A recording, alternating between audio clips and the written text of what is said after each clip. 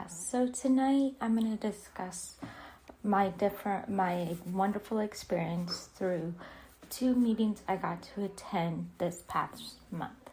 So the first one I want to discuss is the Smart Recovery that I attended on June 6th at 7 p.m., which these meetings typically are held on Mondays nights, and they're welcome for anyone that wants to come. I attended it even if it's today, an observer. 19th, and then the second class or meeting at 5 p.m.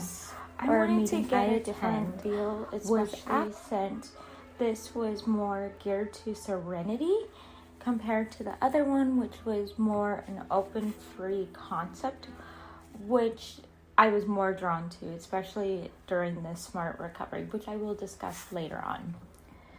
So to discuss the summarization about both types of meetings, the first one was the Smart Recovery, which I loved how the leader of the group made sure to make everyone feel that they had the option of just listening or verbally just not having to be on mic or be on video, which can be very traumatizing, especially to some people that don't want that.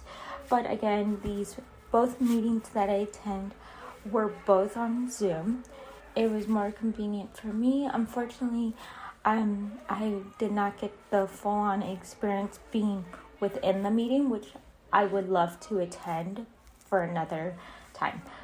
So to go into detail, the summarization that I wanted to talk about with summary or with SMART is that SMART, I noticed that most of the individuals that were coming to the meeting, this was their first meeting, and I could tell that they already felt they had a place to attend, and they were wanting to share. They were all different ranges from different forms of addiction, which I think was very beneficial, especially since some people that have that opportunity to express their experience, to make sure people don't feel that they're experiencing this type of addiction alone, even if it's different, such as someone that's gambling to someone that is addicted to heroin.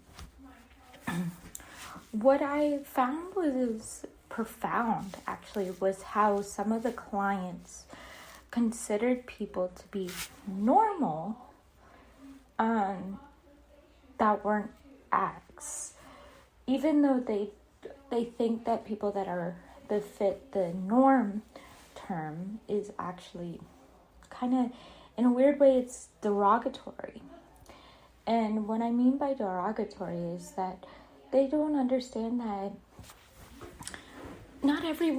everyone has their battles, even if they don't have an addiction. But typically, most people do have an addiction. It just might be minuscule compared to others. What I also thought was wonderful is that the leader of Smart Recovery made sure to discuss how tools were such an important part of the meeting and coming up and utilizing the tools. I also could tell that, for instance, in an Allianz meeting, the body language and everything was completely different. I felt that it was more, not uptight, but just to the point where it felt like there was a stronger protection of themselves. So they felt that they didn't have the opportunity to lower their barrier, especially most of the people attending the meeting were family members. I could tell that between these 2 types of meetings, that one was more structured than the other. Smart was completely free will, wanting to kind of go with the flow, whereas an Allianz meeting, They went by the book, for the book, and followed the book, which I thought was very interesting, especially since it's like they depended on this literature instead of depending on themselves for support. When it comes to my cognitive and emotions reactions to the aspect of the meeting, I will say that for SMART, I actually started to cry hearing some of the stories of why the individuals were attending. It was sad to know that they might have not considered myself as an individual that had sufferings, and they would consider me normal. I also felt that it was very important for SMART recovering addicts to discuss the topic of triggers and what the signals were, and the rewards and the regrets. And the leader made sure to ask people what those terms meant to them. And I just could tell by the emotion on some of those people that just even talking about the triggers could cause trauma to themselves. Another thing I noticed was, especially when it comes to an Al-Anon meeting, I could tell that there was a lot more people willing to share, but they were talking about present instead of past, which I also thought was very fascinating. And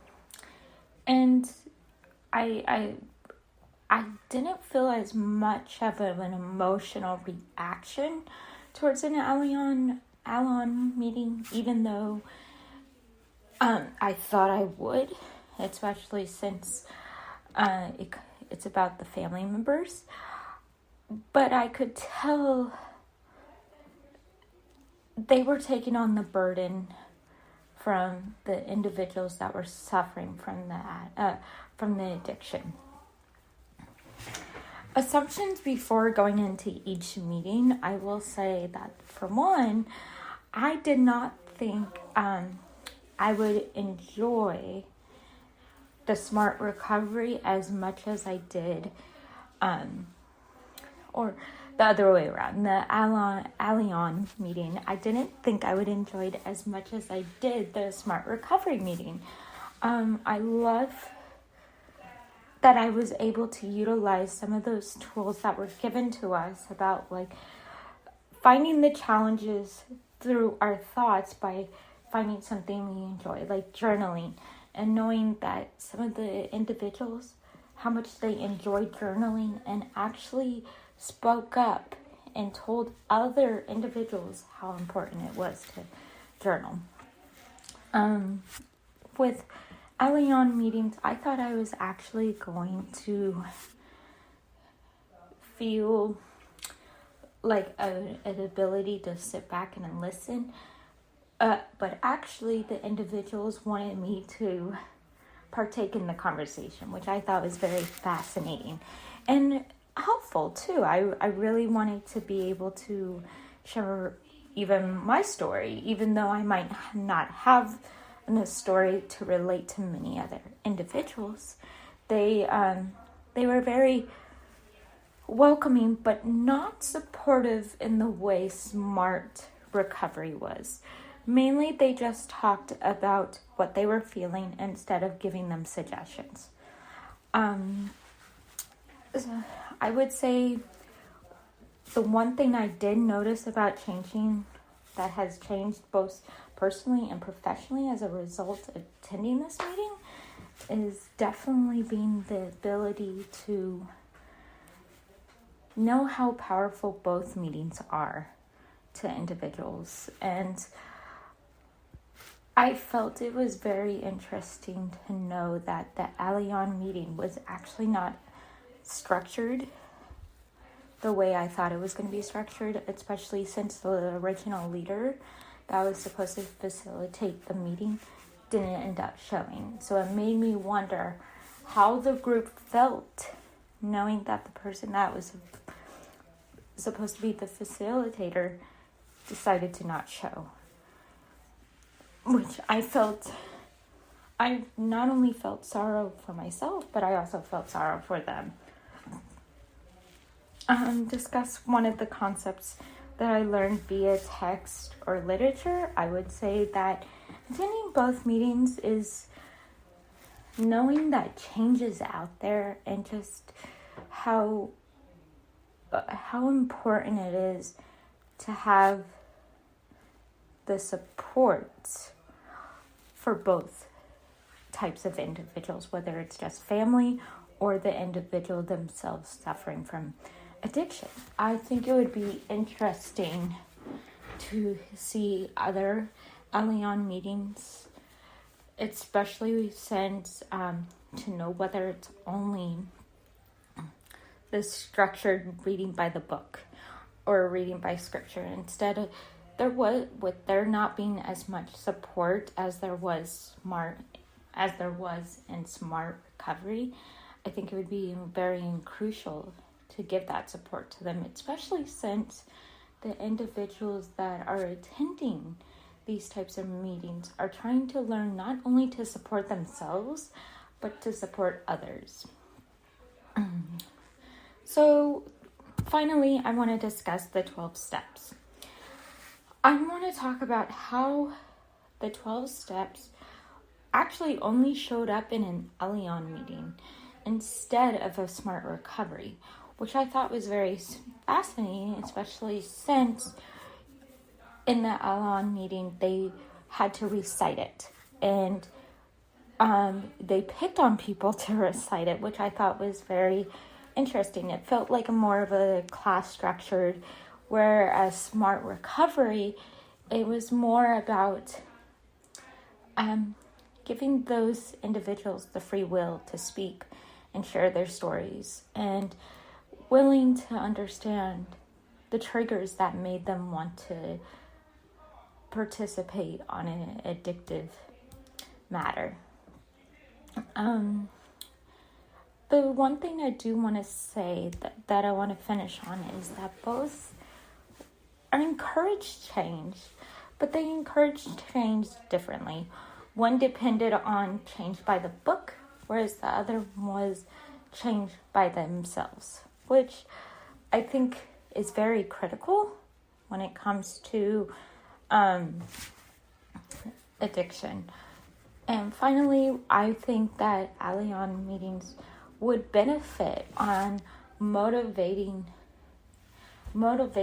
interviewing, especially since they're not just learning about their loved one or someone they know's addiction. They're wanting to learn how to speak to them, support them, educate them. And that's what I really think an Al-Anon meeting should be about. And I felt after attending this meeting, that's exactly what it wasn't. And unfortunately, after choosing that one, I probably would not go back to it. Therefore, but I just wanted to touch briefly on a couple of meetings I attended. I loved getting to have this experience, and I hope you guys have a wonderful night. Thank you.